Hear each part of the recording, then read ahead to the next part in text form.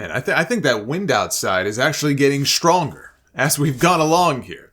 So again, if you hear any of the plastic on the window, that's what that noise is. But the wind here today is crazy. But let's get into this. I've been looking forward to doing this. This past week marked the 30th anniversary of the very first episode of Monday Night Raw. And we're going to watch that episode this week as part of our next watch-along on YouTube. And a week from tomorrow, WWE is holding its own 30th anniversary Raw special in Philadelphia. Shawn Michaels is going to be there. He wrestled Max Moon on that first episode. Ric Flair, Kurt Angle has had talks with them about appearing. A few others whose name I won't spoil have been confirmed, but they're out there if you want to know. For years, WWE had 2 hours every Monday night for its primetime wrestling show, which went through several format and host changes. The version with Gorilla Monsoon and Bobby Heenan will always be the best. But in 1993, due to the declining ratings of the show, they junked the format. They came up with a live 1 hour show from the Manhattan Center in New York City called Monday Night Raw. And the show has had its ups and downs, more downs than ups, since it moved permanently to 3 hours in 2012. That made the show infinitely worse because now they have an extra hour of television to fill in an era that is not nearly as good or as fun as the eras where Raw really made a name for itself. So the show is a lot more fun 25 years ago to watch. And yet they have more television time that they have to fill now for a show that's less interesting. So now you have a show that doesn't have nearly the amount of star power that it used to. And most weeks it just feels like they're filling time instead of giving us anything compelling to watch. But as bad as Raw has gotten in the last 5 years, these 30 years have been filled with some great matches and moments and promos. And I thought that I would do my own 30 for 30 and run through my list of the 30 best segments in Raw history. I did a similar feature on the podcast in 2012, the week before Raw 1000. And since then, we have had another decade of material, although a lot of what is on this list does not come from the last decade, but there have been some additions, and I've made some changes. So again, this is not me picking one thing from each of the 30 years. That's not what this is. And this is not a top match countdown. You're not going to find very many matches here on this list. Again, this is what I believe to be the 30 best segments in Raw history, ranked from 30 all the way up to what I believe is the number one moment. And I will give you all the dates on each if you want to go back and watch them on Peacock. We'll begin here with number 30. Jim Ross is announced for the WWE Hall of Fame in Chicago. This was on March 26, 2007. JR was announced as the final inductee for the Hall of Fame class of 07 with a surprise video package. He had no idea that it was coming until it aired live. We had Rock in the video comparing him to John Madden. Mick Foley called, "As God is my witness, he is broken in half." The greatest sports call ever. I don't know about sports, but in wrestling, it probably is. And I also think that he beat Andre the Giant with that move is also one of his greatest calls. That was from the Rock-Hogan match at WrestleMania 18. But in the video, Triple H says that he knows JR thinks the world of Gordon Solie, and he thinks Gordon Solie is the greatest announcer of all time, but he says JR is as good as Gordon Solie ever was. And Steve Austin put the stamp on it by saying that he is the greatest of all time. End of story, which he is. And he got a standing ovation at the Allstate Arena that lasted more than 60 seconds. You could tell how much it meant to him. The people were so loud and chanting his name. And the sin of it all is that Vince McMahon already had a plan in place to try to get rid of him. He was going to try to replace him again. And he did the following year with Michael Cole. Even as they lavished praise on him, Vince McMahon and Kevin Dunn were trying to kick this guy out the door. Number 29, Gorilla Monsoon kicks Bobby the Brain Heenan out of WWE. This was on December 6th, 1993. Bobby Heenan was part of the original announce team from Monday Night Raw. Gorilla Monsoon, at the time, was the figurehead president of the WWF. And he and Monsoon had a very adversarial relationship on television for many years. Obviously, they were best friends behind the scenes. But Bobby was leaving. And Bobby didn't want to leave. But he felt he had to. He had neck issues, and I think for health insurance reasons, he had made the decision to leave and go to WCW, which he did the following year. So this was the end of the brain, and they had Gorilla Monsoon come out one night.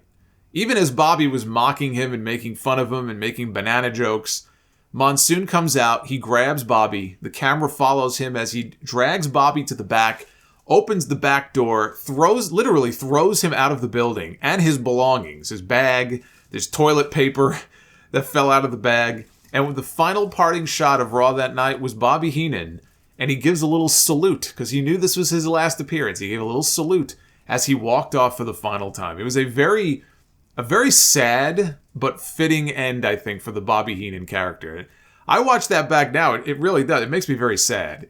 To think that we could have had so many more moments and segments and skits and whatever on TV with him and Monsoon. And I was not a fan of Bobby's run in WCW at all. I don't think he was either. But this was a very sad but fitting end for him in WWE. Number 28, The Festival of Friendship with Chris Jericho and Kevin Owens from February 13th, 2017. Owens was getting ready to defend his Universal title at the Fastlane pay-per-view against Goldberg, and we all know how that went. But at the time, he and Chris Jericho on screen were the best of friends. And so Jericho, there was this whole festival of friendship, I think it was in Vegas, and Owens said that he wanted to give Jericho something. Jericho had given him so much, he wanted to give Jericho a gift of his own, and he handed him a box. Jericho opened it, and it was a new list. This is when Jericho was doing the list gimmick. And Jericho, he takes a closer look and he says, "How come my name is on this?" And at that moment, he holds it up and we can see on the back of the clipboard something that Jericho can't see, which is that it says the list of KO. And you could hear the reaction. The crowd knew exactly what that meant. And Owens got this just sort of crazed look on his face, and he attacked Jericho and beat him up and gave him an apron powerbomb. And in a callback to the Shawn Michaels, Marty Jannetty barbershop breakup and the segment that Michaels and Jericho had on TV in 2008, Owens threw Jericho headfirst into the Jeritron 5000. I just thought this was a very well done segment, and you know, Jericho, and the way he said it, you know, how come my name's on here? It was just one of those moments that you don't forget. And I thought it was a very well done segment. Unfortunately, they put the two of them on second from the top at WrestleMania that year, which that was, in Jericho's mind, that was the end of him in WWE. He knew then, that he was leaving, because they had built that thing up for so long, and then it just sort of petered out there at the end. Number 27. DX tries to invade WCW Monday Nitro. This was from April 27th, 1998. This is when they cut back several times during the show to a bunch of pre-tape segments where DX was like the invading army. Raw and Nitro were not that far from each other that night. And so they got a Jeep, which they, decorated it to be a tank. And the idea was, we're going to drive this tank right up to the Norfolk Scope, where WCW had their Nitro show that night, and we're going to invade. And they interviewed a whole bunch of fans outside the building, and they had the fans saying, I got my tickets for free. And they drove that Jeep right up to the gate as the gate was lowered. Somebody on the inside said, lower the gate, don't let them inside. You had the New Age Outlaws banging on the door, let us in. Bischoff let us in. Bischoff claims that he didn't know about this at all, that he was in a different part of the building when this was all going on, and he didn't know about it until it was too late. And had he known, he would have said, hey, bring them in. Right? This would have made some great television for us. Bring them on in. And he says now, nobody on his side was going to fight anybody on the WWF side. And Sean Waltman agreed. He said, look, we're the boys. Like, we're all friends here. It's not like we're going to start beating each other up. It would have made things very awkward, I think, had WCW kind of thrown out the welcome wagon and said, hey, yeah, sure, come on in. We got a live camera here. Come on in. I doubt the WWF would have aired those segments on their show. But it's one of those what ifs, right? What if the gate didn't come down? What if on the other side of the gate we had Meng and the Barbarian, and Scott Norton, waiting for DX. I don't think DX would have been so gung-ho about coming into the building that night. Number 26, Vader debuts on Raw, and then attacks Gorilla Monsoon. This is one of my all-time favorite moments from the show. Vader had just debuted in WWE the night before at the Royal Rumble, and he had a shoulder injury. So he came in, he was already hurt, and turns out he had to go off, and I think he had surgery. And so, in order to send him off, they gave him a quick match, quick squash over Savio Vega. When the match was over, Vader started beating up referees. He even powerbombed Jack Doan. Gorilla Monsoon was the president. He came out and tried to separate them. Vader kept getting up in his face. So Monsoon started chopping Vader, and the fans were going nuts. Monsoon goes to the corner to check on Jack Doan. Jim Cornette cannot even keep Vader under control. He's trying everything he can to tell Vader, I'll take care of it, I'll take care of it, don't worry, don't do something you're going to regret.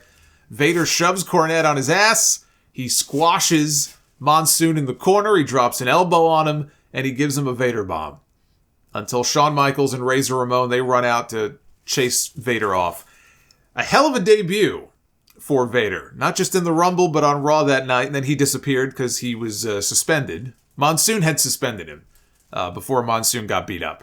So that was their way of writing him off because of the shoulder injury. But you talk about debuts. One of the best debuts in Raw history. You got to have Vader on that list. He's not at the top of the list, but he's got to definitely be on that list. You just didn't put your hands on Gorilla Monsoon back then, right? Nobody else did that. Number 25, the 1-2-3 Kid beats Razor Ramon, May 17, 1993. This is the greatest upset of all time. Scott Hall made Sean Waltman a star in one night. And he was already a star in other promotions, elsewhere, but in WWE, he was a little pipsqueak. I mean, compared to the people that Vince McMahon usually pushed, you think he was going to get a push as any kind of, serious contender that anybody who watched those shows would have taken him seriously? Razor Ramon going in there and doing the job for him on Raw just set the stage for him to have a career for himself in this company. And it was also a way to establish Monday Night Raw as must-see television where anything could happen. Raw had only been on the air for a few months at that point. In fact, that episode also had Marty Jannetty, I think, taking the Intercontinental title from Shawn Michaels. So that was a big episode of Raw, but it was big because it had the greatest upset of all time, which I still remember to this day. It's still a moment that's talked about all these years later. 30 years later, people still talk about it. Number 24, Daniel Bryan retires. This was February 8th, 2016. I know Meltzer and The Observer called this the single greatest segment in the history of modern professional wrestling. It's up there. It's definitely up there. Bryan came out and he announced his retirement at the age of 34 in a long speech. It was over 20 minutes long. That ran the gamut of pretty much every emotion that you can think of. It was sad. It was depressing, but it was also funny at times. It was hopeful. He came across as the eternal optimist and very grateful for the career that he had. And I am grateful that he was eventually able to get back in the ring. I might have ranked this a little bit higher if he would have stayed retired, and this was the lasting image that we had of him. But that does not take away from how real this moment was and how great this moment was. Number 23, John Cena against CM Punk. They had a match, which ended up being their last ever match together on this night, February 25th, 2013, for the right to challenge The Rock at WrestleMania for the WWE Championship. And you had to know that Cena was going over here because Punk just had 2 pay-per-view matches already with The Rock, and he already lost to The Rock twice. But this was to crown a number 1 contender for the championship. You'll notice that, again, this is not a list of matches. Most of what is on this list are moments, but I had to put this on there because I still refer to this as the pile driver match. So CM Punk busted a pile driver out. He pile drove John Cena during this match, and apparently Vince McMahon just went apeshit when they got to the back. But it's something that was banned, and you just didn't see it on WWE television. So when you saw it, it was like, whoa, holy shit. Even the announcers were shocked. But this is also my second favorite of all the matches that these two ever had. I put this match behind only their Money in the Bank match in 2011. This is one of the best matches in Monday Night Raw history. And really, if we're being honest here, this should have been the WrestleMania main event that year. Or at least a triple threat with Punk involved. Instead, we got it on Raw. It is weird to say that a pile driver would be such a big moment because we see them on TV every week in AEW now. But because they're banned in WWE still to this day, unless your name is Undertaker or Kane, to see Punk use one on the biggest star in the company and drop him right on his head, definitely got a lot of people talking. But this entire segment, this entire match as a whole, this was pay-per-view caliber. Number 22, The Rock's return to Raw, really his return to the company, after 7 years away. This was Valentine's Day in 2011. They were announcing the host of WrestleMania 27 that year. And they did this thing where the lights were turned out section by section in the building. And then we had this video on the Titantron showing lightning bolts and bolts of electricity. And then there was a pause and a silence. And then we heard The Rock's music and the entire building exploded. And this was his first appearance for WWE after a 7-year absence. You know, he had already established a career for himself in Hollywood. And so this was his grand return, and he got the kind of reaction that you would expect. It was a great moment. It was like the returning hero, right? He's home after all this time away.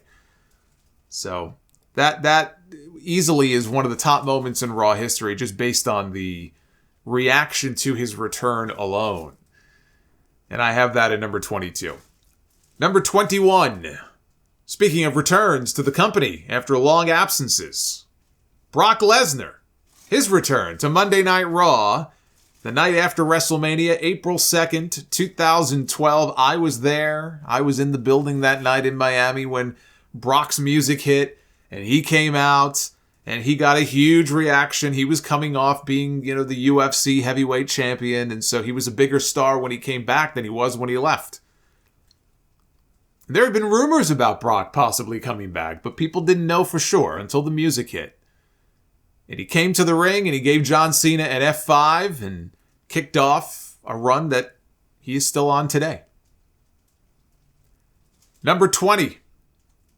Continuing the trend of returns. Triple H returns from his first quad tear. This was on Monday Night Raw from Madison Square Garden, January 7th, 2002. I was not at Madison Square Garden then. I don't know why I wasn't, but I was not at the Garden that night, but you didn't need to be in the building that night to listen and to know what a thunderous reaction this man got when they played his music and he walked out. And he came back, you know, he had been a heel for years. But these people didn't care. They were happy to see him back. He was gone for 9 months, right? 8 or 9 months. And he walked out. He was as big and fucking jacked as ever. You know, announced himself for the Royal Rumble match that year, which he ended up winning. But that ovation he got and having to replay his theme music a second time because the reaction was so sustained is one of the all-time great Raw moments. And he wasn't sure what the reaction would be. He didn't know if the people would even respond in any kind of loud way. It caught him off guard just as much as anybody else. Number 19.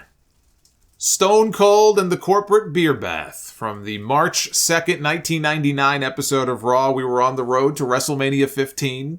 The Rock was the corporate champion. Stone Cold was in the beer truck as it was driven down to the ring. He wasn't doing the driving, but he was in the passenger seat. And then he climbed up on the roof. He cut this great promo on The Rock.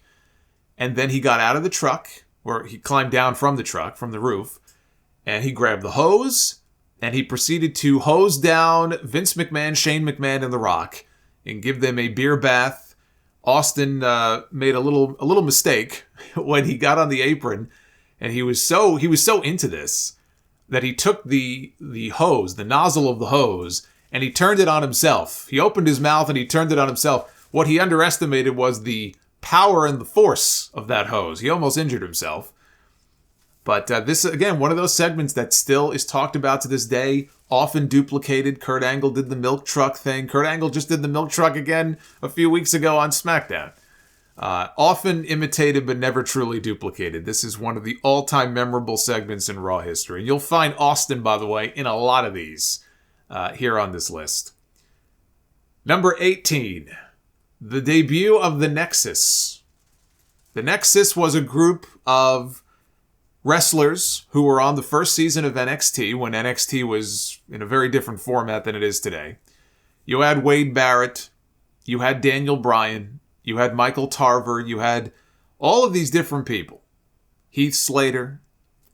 And they showed up at ringside during a main event match between John Cena and CM Punk. This is when CM Punk was wearing a lucha mask. This was a episode of Raw where the fans voted for CM Punk to be John Cena's opponent that night.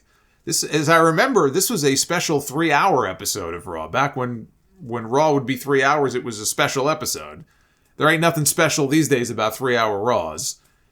But in the middle of the match, all of a sudden, the camera cut and you see all the members or the participants from NXT in the crowd. And they're all looking at each other like it's some sort of coordinated attack.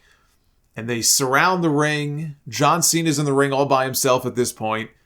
They pounce on him. Punk, who was the heel, even tried to get involved. They really went out of their way to try to make this as realistic as possible. They beat down Punk. And they tore up the ringside in a way that I had never seen before. They even exposed the underside of the ring. They pulled up the canvas. We saw the wooden pallets underneath. They chased off the announcers. They beat up the announcers. They overturned the announce desk. They wreaked havoc in a way that we had not seen ever on this show. And I remember that night it had everybody comparing them to the NWO. And it had that feel. It had the feel of one of those NWO invasions and beatdowns when they would just show up, gang warfare in the early days of the NWO on Nitro. And they would just beat the hell out of everybody. And they would chase off the announcers. And they would, destroy furniture. And it was chaos. This was the closest angle the WWE has ever done to one of those NWO angles. And there was a lot of optimism that night that, hey, they could have something here, right? This got a lot of people talking. And for a few weeks there, the Nexus would come out. They would beat people up. They beat up Ricky Steamboat so much that they gave him an aneurysm. Almost killed him. But they were doing well for a while there with the Nexus until they ran into the wall that is John Cena at SummerSlam. And then that was the end of the Nexus. So for a few weeks there, the Nexus was cool until they weren't. But their debut is one of the more memorable ones in Raw history. That was from June 7th, 2010. We move on to January 4th of that same year. Number 17 on this list. The return of Bret the Hitman Hart. This was a big night for wrestling because if you remember, this was the night that Raw and TNA Impact went head-to-head for the first time. And I know Impact was a 3-hour show. I know Jeff Hardy made his return that night on the show. Hulk Hogan was making his debut. I think Ric Flair as well, or Hogan and Bischoff and Flair. There was a lot going on Impact. For the first time, it was like the Monday Night War where you're flipping back and forth, right? It had that feel to it. WWE was countering with Bret Hart's return, his first appearance on Raw in 12 years. After the Montreal Screwjob and all the animus and all the bad blood, this was the Hitman's return. And he showed up. I still fucking hate that they changed his theme music. I don't know why they couldn't just leave it the fuck alone. But he came out. He cut a promo. He called out Shawn Michaels. They buried the hatchet. It was one of those memories that, those moments that you never really expected to see. It was kind of surreal. And it's a shame that Bret had the injuries that he had and had the stroke and wasn't able to make a return sooner and wrestle Shawn Michaels again and wrestle, honestly, a whole lot of people. Kurt Angle, John Cena, we were deprived of so many matches. But to see him back home where he made a name for himself and where he belonged, it was a great moment. And as a Bret Hart fan, obviously, I love seeing it. But it was just a great moment. Number 16, speaking of Shawn Michaels, is the greatest super kick of all time. From May 2nd, 2005. There was a match in what was deemed the Gold Rush tournament. They were crowning a new number one contender for the World Heavyweight title, I believe. I don't think the title was vacant. I think they were crowning a number one contender. But anyway, Shawn Michaels was in the tournament in the first round match against Shelton Benjamin. They surprised Shelton while he was in the ring. He didn't know who his opponent was going to be. They played Shawn's music and everybody got all excited. I know I did. And they went out there and they had a fucking great match that was punctuated by one of the greatest finishes ever. Shelton was thrown out of the ring. He landed on the apron. Shawn was resting against the ropes, clear across the ring on the opposite side. And Shelton, who is an athletic freak, did a springboard. Basically, he did a flying nothing, but he did a springboard flying nothing halfway across the ring. And Shawn Michaels, he had to time it perfectly, and they nailed it. He caught him with the best super kick of all time. And everybody stood up. They couldn't believe what they just saw. The way JR and King sold it on commentary was perfect. Michaels covered him. There was no near fall. There was no fucking kick out. That's called a finish, boys and girls. And he pinned Shelton Benjamin to advance in the tournament. It is still one of the greatest moments in Raw history and the greatest finish. I mean, that super kick, you could not have timed that any better. It was just perfect. Number 15. Dolph Ziggler cashes in Money in the Bank the night after WrestleMania 29. This was April 8th, 2013. I was there that night at the Izod Center in New Jersey for what has to be considered, I think, the second greatest Money in the Bank cash-in of all time. The first one is Seth Rollins cashing in the main event of WrestleMania, but this one is easily the second best one that they've ever done. People wanted to see Dolph Ziggler. Well, I shouldn't say that everybody wanted that. Dolph was a heel, but there were a lot of fans who wanted to see Dolph Ziggler get his just due. They thought, this guy is good enough to be a world champion. How come he's not pushed at that level? He deserves it. He's got the briefcase. Is he going to win it? Is he not going to win it? I thought, and a lot of people thought, that it would happen at WrestleMania the night before. It did not. Instead, they saved it for TV. Alberto Del Dipshit had just defended his championship, I believe. I don't remember against who. But he was down. He was nursing an ankle injury. And all of a sudden, we heard Dolph's music, and here he comes. And he's got the briefcase in hand, and it's Dolph, and it's AJ Lee, and it's Big E. Back when I think he was still Big E Langston. Or maybe he wasn't Langston anymore at that point. But anyway, they were a trio. They come out, and everybody, I could tell you from being in the building, everybody's losing their shit, right? Because they know it's coming. And he hands in the briefcase. They ring the bell. They did that little tease where he beat up Del Rio. I think he gave him the famouser, but he kicked out, right? It wasn't like an instant pinfall. He kicked out. They milked this for a couple of minutes until finally he hit the zigzag.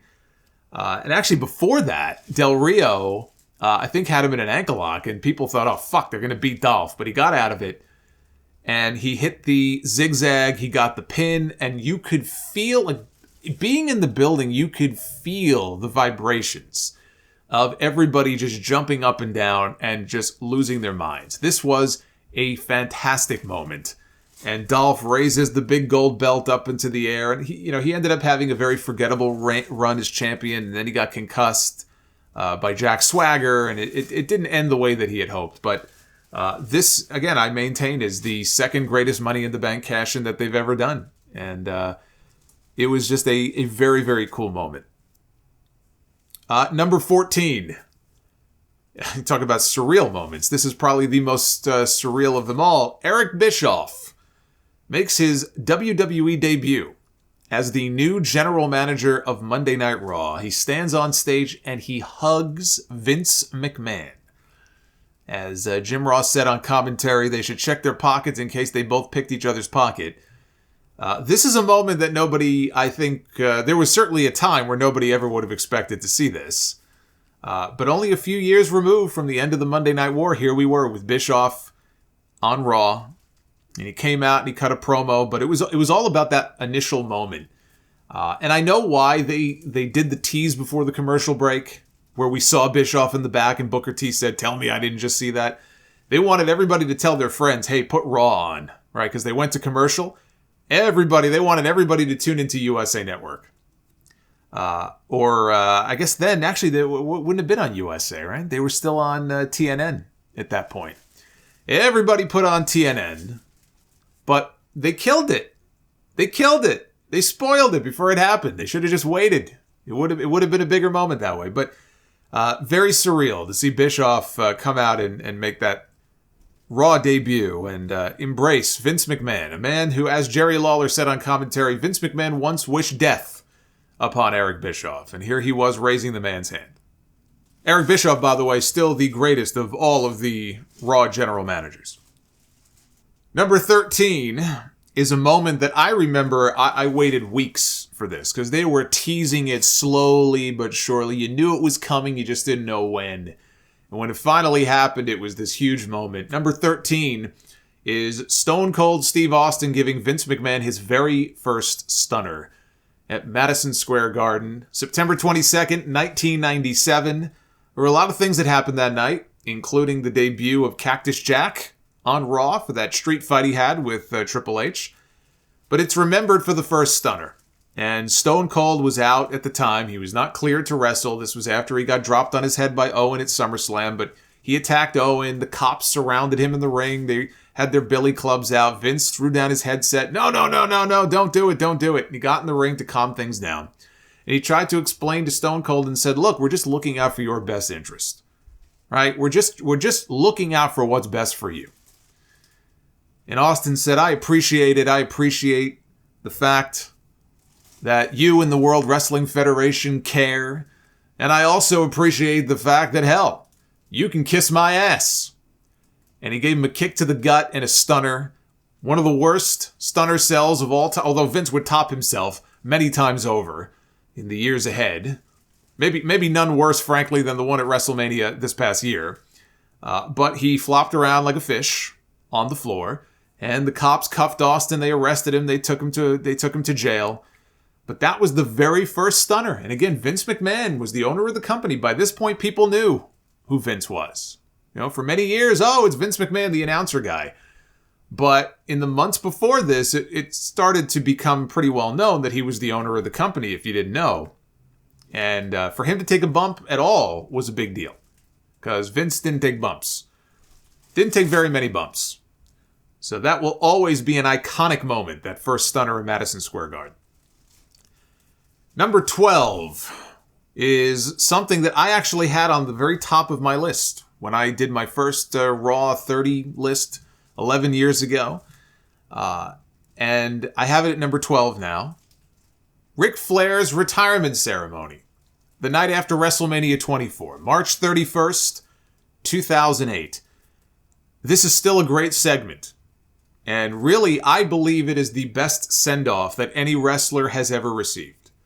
WWE, they rolled out the red carpet for this man. They put him in the Hall of Fame that weekend. They gave him the big retirement match against the opponent that he wanted to work with. The man who honestly was going to give him the best possible match he could get at that point in Shawn Michaels.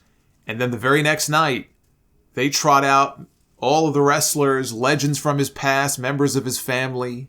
The whole roster came out to pay tribute to the Nature Boy. No man has ever gotten a better send-off than Ric Flair did that weekend. Only for him to turn around and piss it all away by jumping to TNA.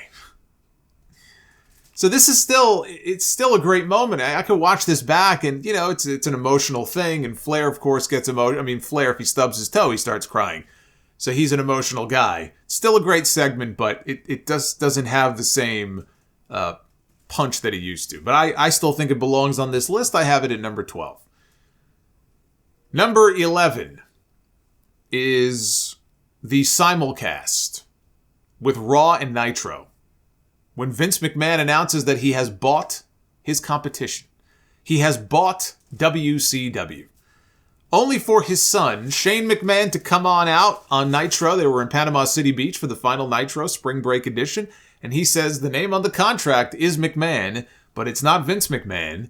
It's Shane McMahon. He says, I now own WCW. This was March 26, 2001. This was a dark day for the wrestling business. And if you didn't think it that night, it became clear pretty soon thereafter that it was a dark day. But it's just one of those moments like, holy shit, this is really happening. Nobody ever would have expected it, but you had this simulcast going on, and you had a McMahon in the ring on the WWF show on one network, and you had the other McMahon in a WCW ring on a completely different network over on TNT. Who would have ever thought? When these two were at each other's throats in 97 and 98, who would have ever thought that this is how it would end up? It's just one of those moments. If you live through that era, you might not have an appreciation for it if you're a newer fan or a younger fan, but boy, if you were a fan back then, let me tell you something. That is not a night that you will ever forget. For better or worse, that is not a night that you will ever forget. Now we get into the top 10.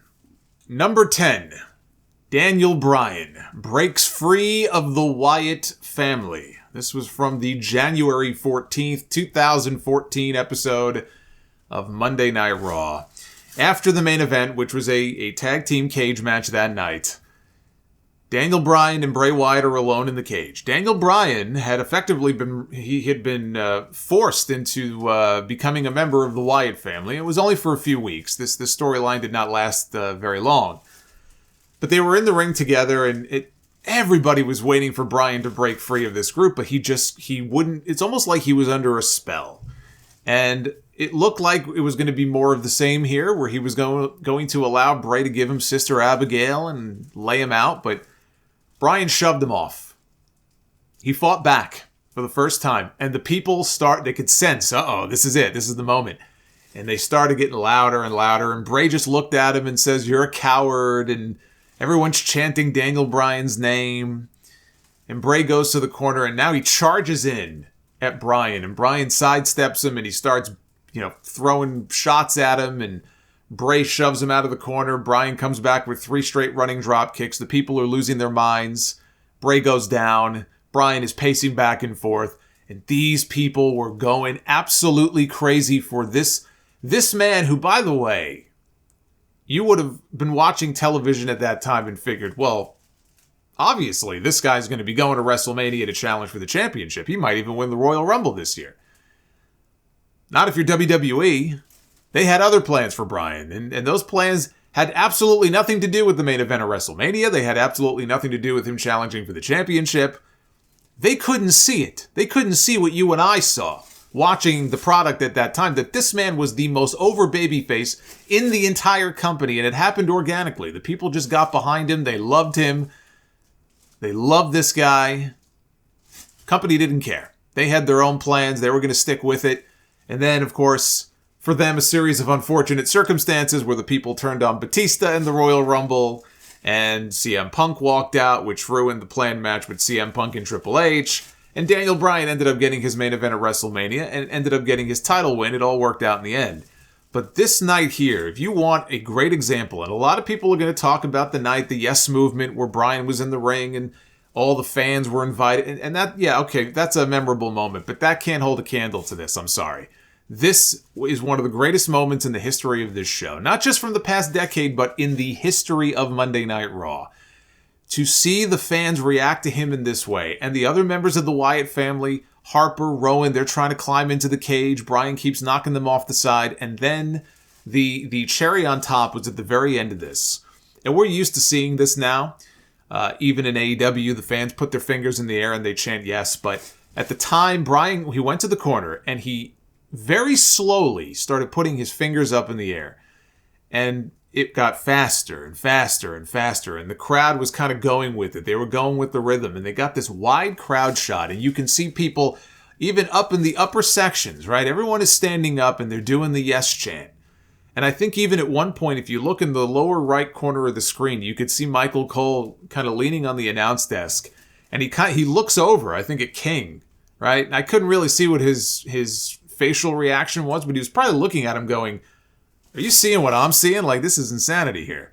And Bryan comes charging out of the corner with the running knee, climbs up to the top of the cage and sits there, and everyone just does the yes chant in unison. And the sad part about this entire thing is that Daniel Bryan has no memory of this whatsoever, because he got one of his many concussions in that tag team match. I think it was him and Bray against the Usos that night. He got one of his many concussions he did all of that. All of the post-match stuff that I just described, he has no memory of it. So here it is, one of his greatest moments in WWE. And he can watch it back. He can have other people tell him about it, as I'm sure they did that night when he got to the back. But he has no memory of it even happening. Number 9. The old Stone Cold returns, and he comes to the aid of Team WWF. This was the week before the Invasion pay-per-view. It was July 16th, 2001.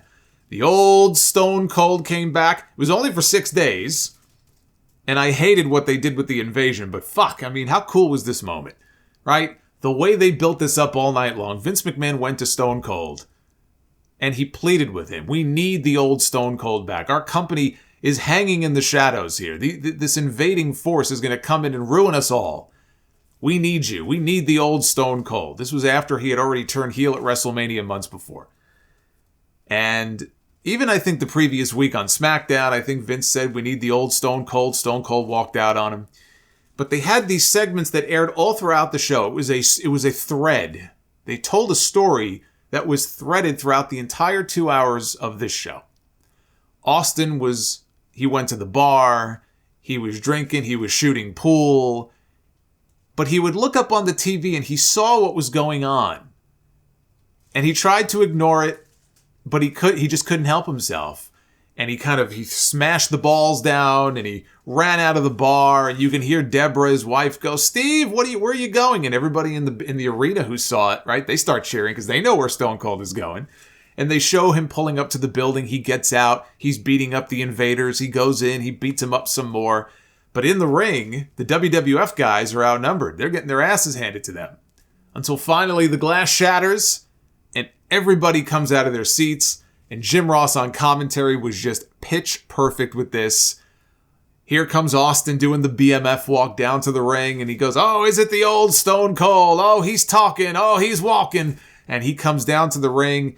And, Stone Cold Steve Austin is striking anything that by God moves. And he's giving stunners to everybody. And the WWF guys now were beating up the WCW guys. And just at the end of this, the sight of all the WWF guys together at the end, united, Austin, Undertaker, Kane, Kurt Angle, Chris Jericho.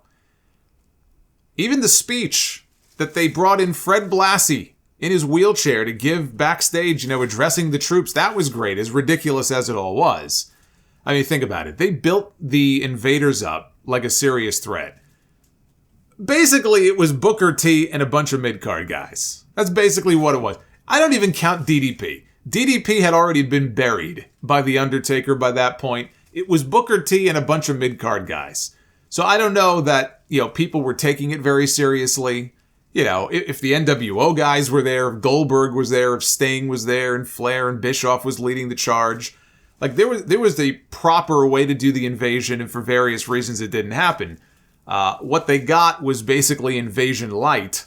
So again, I don't know how seriously people took this threat, but just the visual of Austin marching down to the ring and standing shoulder to shoulder with his brothers, it only lasted 6 days, but it was a great moment. Number 8 is from that same month, that same period, only, I think, a week before. July 9th, 2001, the Rebirth of ECW. Paul Heyman was on commentary. There was a match going on.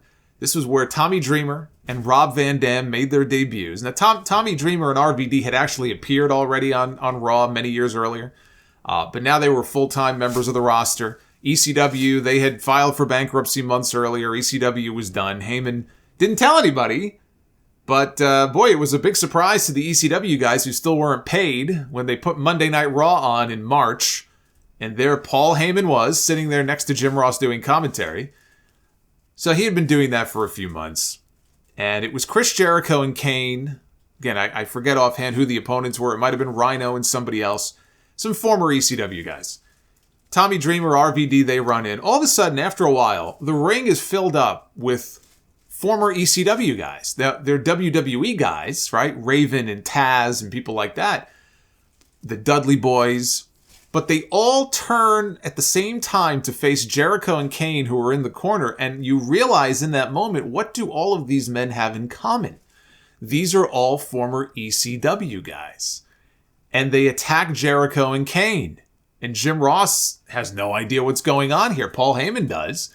He gets up from the announce desk. He gets into the ring.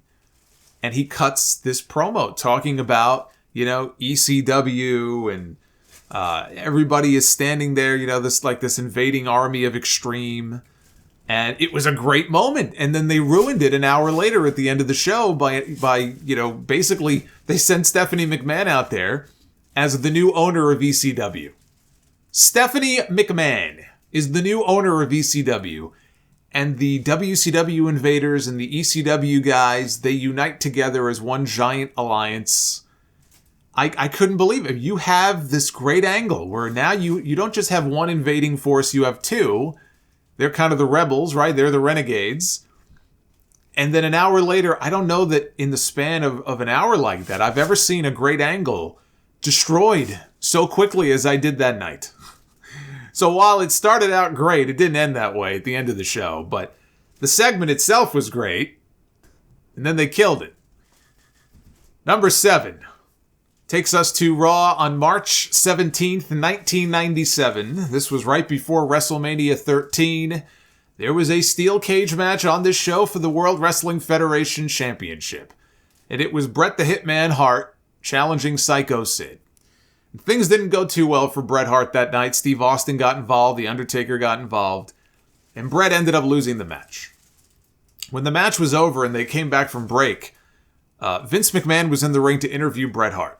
And they had people who were deconstructing the blue bar cage as this was going on. So like one panel of the cage, I think, was already gone. Bret shoves Vince McMahon down on his ass, which goes back to what I said before about how you just did not see Vince McMahon taking bumps until you got to 97, and then he took a couple of them. But, he took more than a couple if you count Bret Hart punching him in his fucking head in Montreal backstage.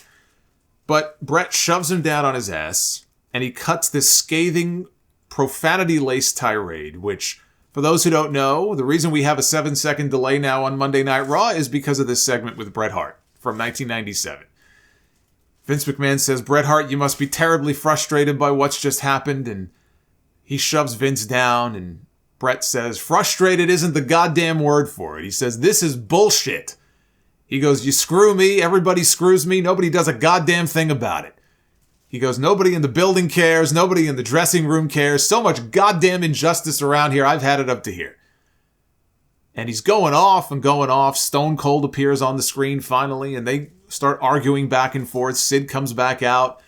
Bret says to him, "If you think that belt belongs to you, you are wrong." He goes, "That is my belt, you know it, and I know it." And Sid has this great line. He goes, "I don't know shit, crybaby."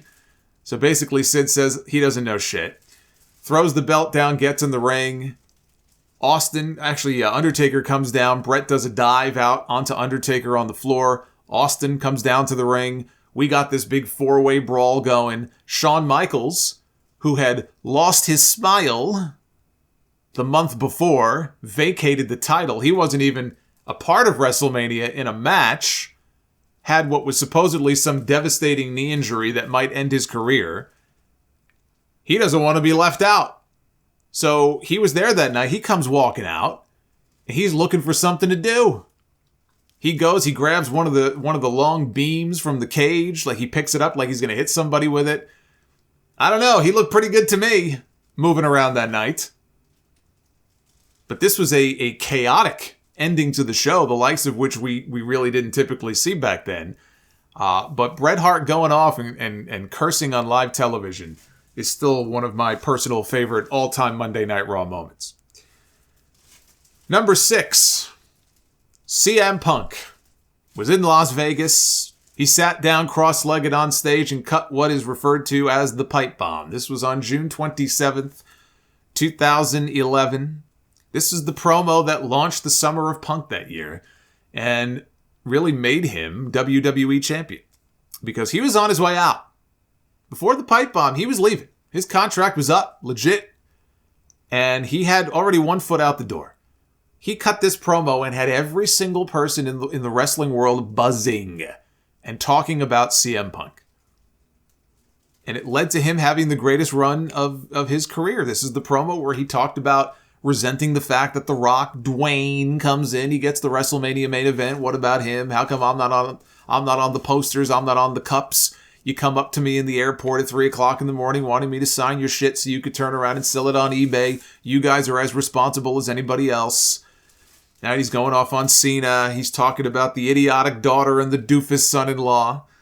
And then they cut his mic as he was about to talk about the anti-bullying campaign. You guys, you were watching it, I'm sure. Many of you were watching it live when it happened. You know what your reaction was, right? It's all anybody was talking about was the pipe bomb. To this day, that is still the word that people use when somebody goes out there on television and does a work shoot, right? It's a pipe bomb. It all goes back to this promo. This is the promo that took CM Punk from being a guy on the roster to being a megastar on that roster. Number 5, Chris Jericho against Triple H. On Monday Night Raw, Raw is War. Back on April 17, 2000, they had a match at the beginning of the show for the WWF Championship that ended with Chris Jericho pinning Triple H and winning his first WWF title. This was the episode titled Triple H Has a Bad Night. And it is still one of the best, I think overall, best Raw episodes of all time.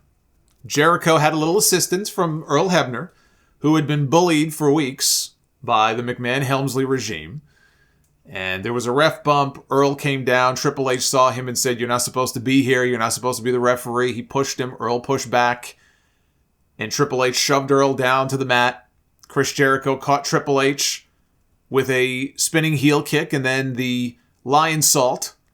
Earl Hebner fast counted. And Lillian Garcia announced Jericho as the new champion. They were in State College, Pennsylvania that night. I remember people jumping up and down. Triple H had this look on his face. He couldn't believe what had just happened. He went out after Earl. The APA were there, though. They had been hired as protection to be there ringside for the match. They held back Triple H. And for at least one segment through a commercial break, Chris Jericho was the world champion. Until they came back in the following segment, and Triple H dragged Earl Hebner along with the rest of the McMahon-Helmsley people, right? Shane and Stephanie. They dragged poor Earl back down to the ring, and they forced him to reverse his decision, which Earl said he would do only if they agreed that so long as he was a WWF official, they would never put their damn hands on him again. And he naively believed them when they said, "Okay, sure, we agree to that." And Earl went and retrieved the title from Jericho and gave it back to Triple H, and it's like it never happened, right? It wasn't that Jericho was the champ and now he's not. Like, it just never happened. And then Triple H gave him the bad news and said, "Oh yeah, Earl, I forgot to tell you, your ass is fired." And he gave him a pedigree because, hey, Earl said, as long as I'm an official, you can't put your hands on me. So he was kind enough to fire him first and then put his hands on him. So that's how the show started, with those two back-to-back segments. Later on in the show is when Linda McMahon came out, the best Linda McMahon segment of all time. I guess outside of her, what she did at WrestleMania 17. But she came out there and she announced that at Backlash, Stone Cold Steve Austin, who had been out with neck surgery, would be back, and he was going to be in The Rock's corner. All it was an announcement. There was no glass shatter. Austin wasn't there. There was no video from him. All she said was the words, "Stone Cold Steve Austin." And I don't know that I've ever seen an ovation like this for somebody who wasn't there live. And then the McMahon-Helmsley regime came down. Stephanie said, "This is going to hurt me a lot more than it's going to hurt you." She went to go slap her mother. Linda blocked it and slapped her daughter. Stephanie said to Triple H, "Get her." Triple H grabbed Linda by the hair, put her between his legs, went to go give her a pedigree. Shane saw this and said, "I don't think so." Hit Triple H. Now there's arguing amongst the family members. Stephanie slaps her brother. She slaps her husband. She doesn't know what to do. They're at each other's throats. Then The Rock's music hits. People didn't know what to do with themselves. They were cheering for everything back then. I'm telling you, man, 2000. Still the best year creatively for WWE was 2000. This is a very memorable episode of Raw. But that moment with Jericho winning the title is kind of the peak of it.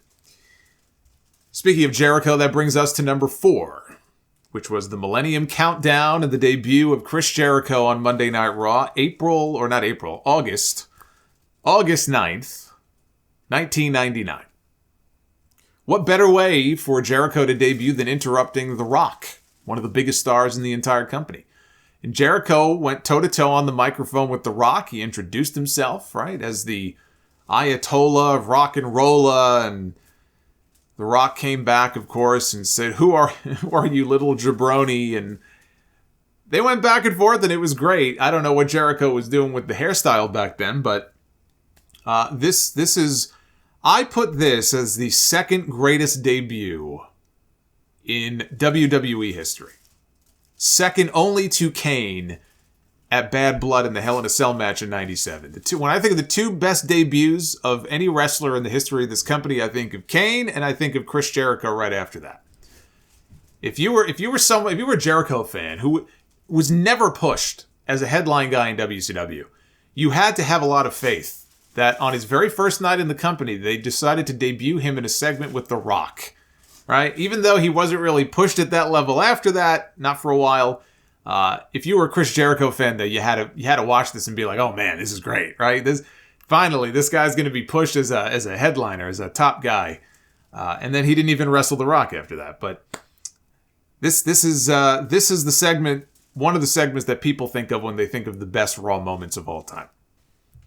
Number 3, Austin, Tyson, on Raw, the night after the Royal Rumble, January 19, 1998. Stone Cold had just won his second straight Royal Rumble match. He was on his way to WrestleMania to challenge for the championship. Vince McMahon was in the ring with Iron Mike Tyson, who was at the Rumble the night before in the skybox watching, and he even did an interview saying that Cold Stone was his favorite wrestler. Of course, I don't know if he... to this day, I don't know if he meant that Stone Cold was his favorite wrestler, but he called him Cold Stone, or if he was just thinking of ice cream and Cold Stone was his favorite ice cream. But anyway, Tyson came out the next night, and Vince McMahon was going to make a special announcement about what Tyson was going to be doing at WrestleMania, because he had reached an agreement with Don King, right? Mike Tyson was going to be at WrestleMania. Austin came out. I remember the entire ring was flooded with Tyson's posse and all the WWF officials, and they had a face-to-face, and it ended with Austin saying, I don't know how good your hearing is, but I always got a little bit of sign language for you, so here's to you. And he gave him the double bird. And Tyson shoved him, and all hell broke loose. And what I remember to this very day, this made news around the country. I'm in New York. All the local New York news station. I remember watching ABC 7 Eyewitness News, and they were teasing it before one of the commercials. They showed footage of it. This made the news all over the country, all over the world, which is why they brought Tyson in. Tyson, he was already past his prime, but Tyson was still a draw. Tyson was still an attraction. And so he still had, big name value, and that's why they paid him what they paid him to bring him in. So this made headlines everywhere. And just that image of flipping him the bird, the shove, and then it led to them doing very big business at WrestleMania that year and really turning the company around in many ways, right? Austin got the rub from being associated with Tyson and working with Tyson, and it helped launch him into the stratosphere. Number 2. It's really a combination of segments, but the main one also involves Stone Cold Steve Austin. Surprise, surprise. This was from the September 28th, 1998 episode of Raw, the night after the Breakdown in Your House pay-per-view, where Austin had been screwed out of the WWF Championship. It was a triple threat match with Undertaker and Kane. We had a double pin, and McMahon stole the Smoking Skull belt. He went running out of the building.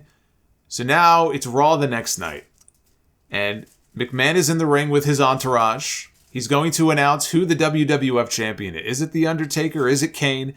They had brought back for one night only the old, smaller Winged Eagle belt. So that was in a display case in the ring, which I was very happy to see the old belt. But before McMahon can make his announcement, we cut to the back and we see Stone Cold driving a fucking Zamboni into the building. He's driving through the backstage area. He ran over one of the lights. Got dragged underneath the Zamboni. He drove it out through under the Titantron into the arena. He drove down to the ring. He hit the ring, which moved the ring a couple of inches. Austin stood up on top of the Zamboni. He's flipping everybody off. He launches himself off the Zamboni and he tackles Vince McMahon in the ring. And he ran over some of the audio cables when he came out. So the audio was all fucked up. It was like super loud.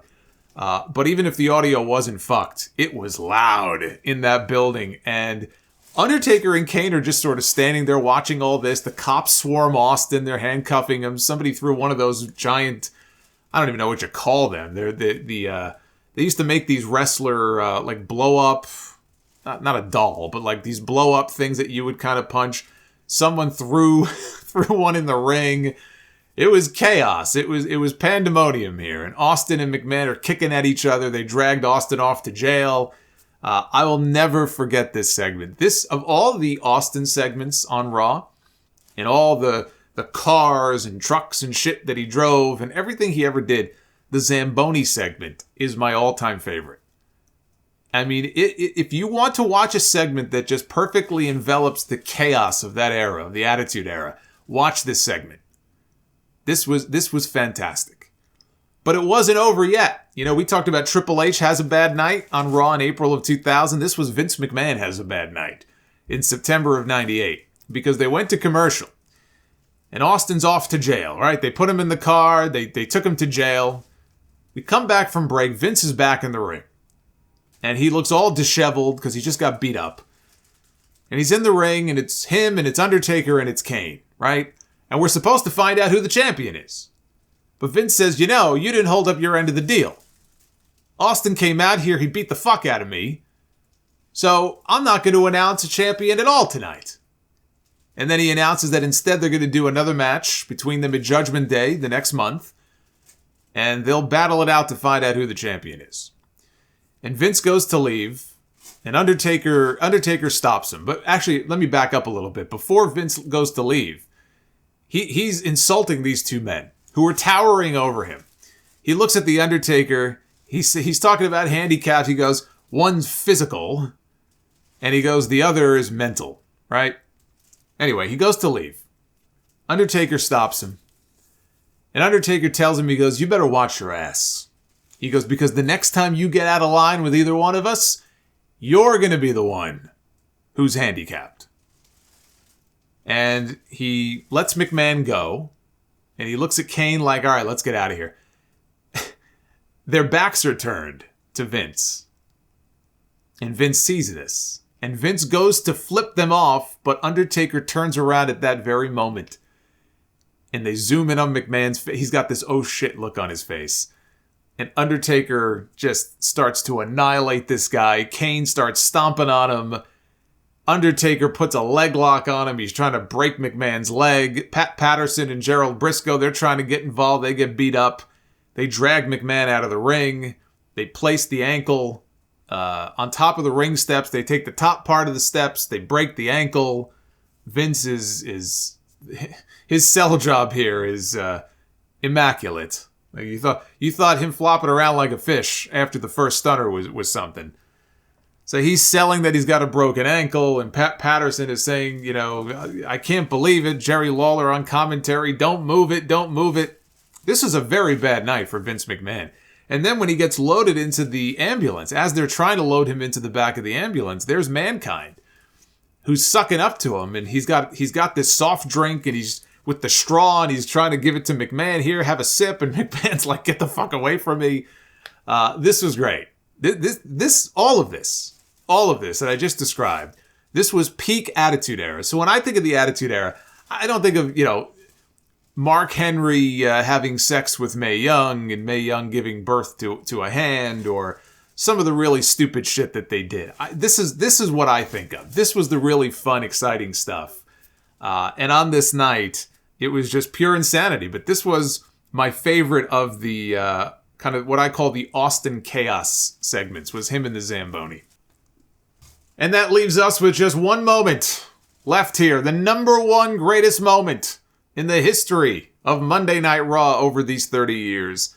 Takes us, and it was a taped episode, no less. It wasn't even live. It was January 4th, 1999. It was Mankind against The Rock for the WWF Championship. It was the arrival of Stone Cold Steve Austin, who was not supposed to be there that night. He had been out for a few weeks, actually, I think with a knee injury. So it wasn't like he was gone for very long. He missed maybe a couple of weeks, if that. But people didn't know that he was going to be there that night. And they didn't know they were getting a title change. But in the middle of this match, as Mankind has the match won, here comes Ken Shamrock, right? Part of the corporation with a chair shot to the back. DX was out there in Mankind's corner. So Billy Gunn jumps in the ring and tackles Shamrock. So now DX and the corporate team are going at it outside the ring. And then the glass shatters. And it's this amazing moment where we get this hard camera shot. And everybody is sitting there in the crowd and they're watching. As soon as the glass shatters, everybody rises to their feet. And then they cut to the aisle and here's Stone Cold. He's marching down to the ring. They cut back to the hard cam and the camera is shaking. The building is literally shaking. And Austin gets in the ring. He grabs a chair. He hits The Rock in the head with a chair. He pulls Mankind on The Rock. Earl Hebner drops down. He counts the 1. He counts the 2. He counts the 3. And everybody counts along. And big pop. Because they just saw a world title change. Two things they weren't expecting. Stone Cold and the title to change hands on a taped show. And Austin threw his hat at McMahon, flipped him off. Mankind gets this big celebration. DX, they hoist him up on their shoulders, and Mankind gets on the mic and he talks about his kids. Daddy's coming home. Daddy did it. They cut back to Vince McMahon on stage. That makes me want to puke. You know, it's everything about this. I remember they spoiled it on their own website. People were pissed.